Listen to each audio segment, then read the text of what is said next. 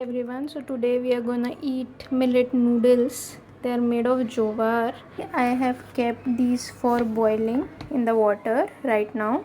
I have cut some veggies like onion and beans. Put two whole tomatoes also. I'll make a puree of these. I like to de-seed them before eating because this is not good for your digestive system. So I'd like to remove the seeds. So always remember to remove these tops as the pesticides and everything is concentrated here, so you don't want to eat this part.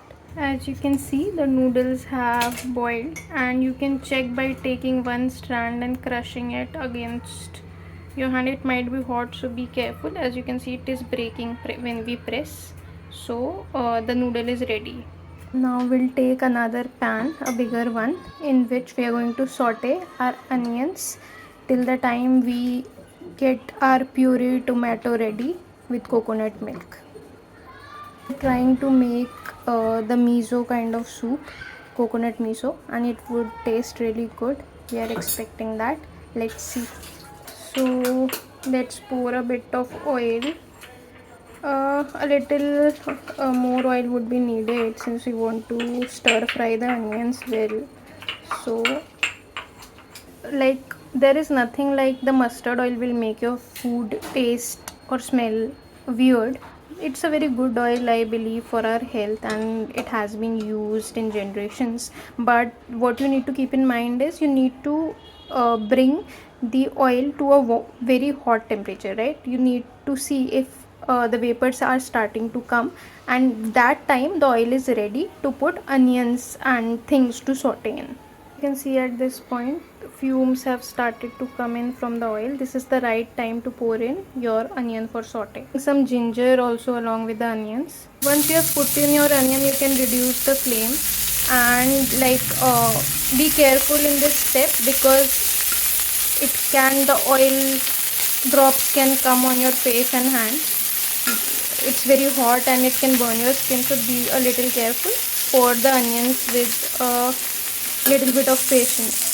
Onions get sauteed, we are gonna grind our tomatoes for the puree. See, the onions have started to turn golden brown. You need to continuously mix this so that this is spread evenly for each onion and everything gets cooked evenly. So we need to keep stirring a little at a time. Now once the onions are sorted, let's put our beans for some great veggies in this. Add these beans before, so now let's pour them in. Now let's put a bit of salt and let the beans cook for a while. The salt will soften the beans, and we can just close this kadhai with a thali, and then it can cook faster. Now let's just close the kadhai. I don't have a typical kadhai lid, so I just use a thali. This works well also. So let's wait for a while. Our tomato and ginger puree is ready on the side. These are the noodles after washing with cold water. So these are cooked, as you can see. You can easily break them off with your hand. Keep stirring this in between, otherwise it would stick to the bottom of the pan. As you can see, these brown marks. If you don't stir it, it will get browner and it might burn also. So it's a good practice to keep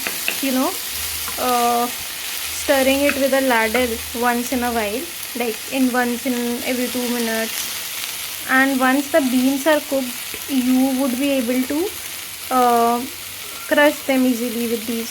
See, it's right now it's hard, it's not cooked. I can't break it up with my wooden ladle. So once it's cooked, it's soft, and whenever you try it would get divided into pieces.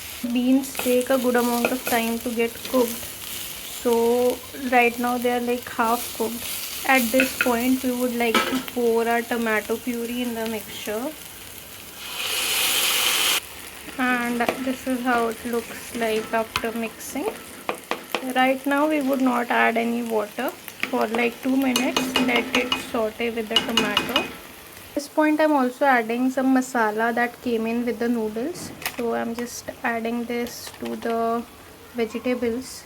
This is how it looks like. Now let's keep the lid again for a while.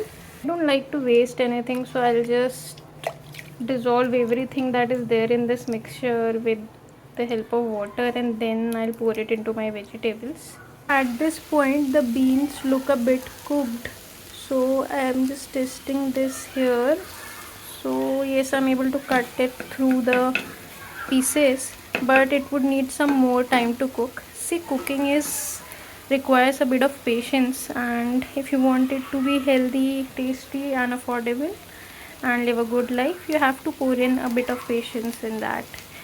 So at times we are in a hurry and we try to cook fast, but sometimes, like, the patience always helps with cooking.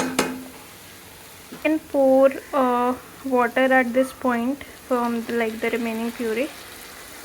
See, the water has started to come to a boil, and at this point we add a star ingredient,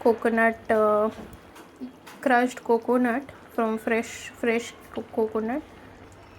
Our beans are almost cooked now. At this point we'll add the noodles and also cream. I got this coconut cream that is unsweetened and has zero additives.